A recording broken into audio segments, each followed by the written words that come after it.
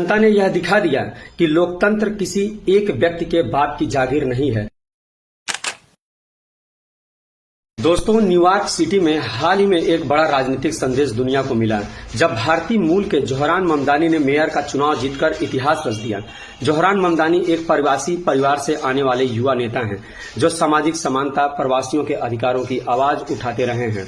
उन्होंने जनता के मुद्दे पर काम किया, चाहे वो सस्ते मकान हो, शिक्षा हो या नस्ली न्याय का सवाल। लेकिन यह जीत आसान नहीं था, क्योंकि इस बार उनके सामने स्वयं अमेरिका के राष्ट्रपति डोनाल्ड ट्रंप थे।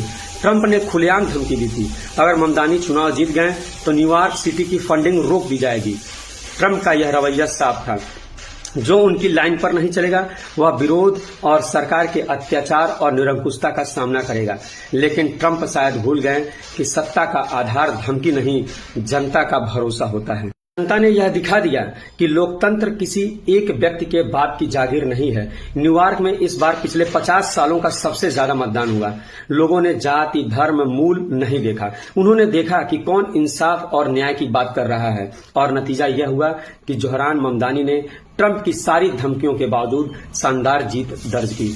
इधर अमेरिका में यह प्रवासियों के पक्ष में जनादेश था, तो दूसरी तरफ ब्रिटेन में भी एक अलोकतांत्रिक कार्य चल रहा है, जिसमें जनप्रतिनिधियों के घरों के सामने प्रदर्शन को गैर कानूनी यानी कि इलीगल बना दिया गया है।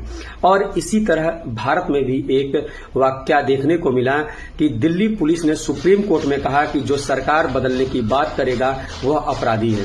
सोचिए, सरकार बदलने की बात करना अगर अपराध है तो फिर संसद में अविश्वास प्रस्ताव, प्रश्नकाल या विपक्ष की मौजूदगी का मतलब क्या रह गया। दोस्तों, लोकतंत्र का मतलब है विचारों की प्रतिस्पर्धा। भारत, अमेरिका और ब्रिटेन तीनों देशों में यह सवाल उठ खड़ा हुआ है कि क्या सत्ता अब इतनी नाजुक हो गई है कि आलोचना भी अपराध बन गई है।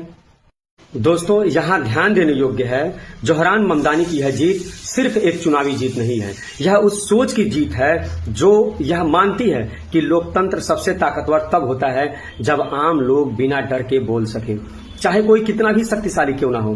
लोकतंत्र हर किसी के लिए बराबर है, और यही इस कहानी का असली संदेश है। सत्ता आती जाती रहती है, लेकिन जनता ही असली ताकत है। धन्यवाद।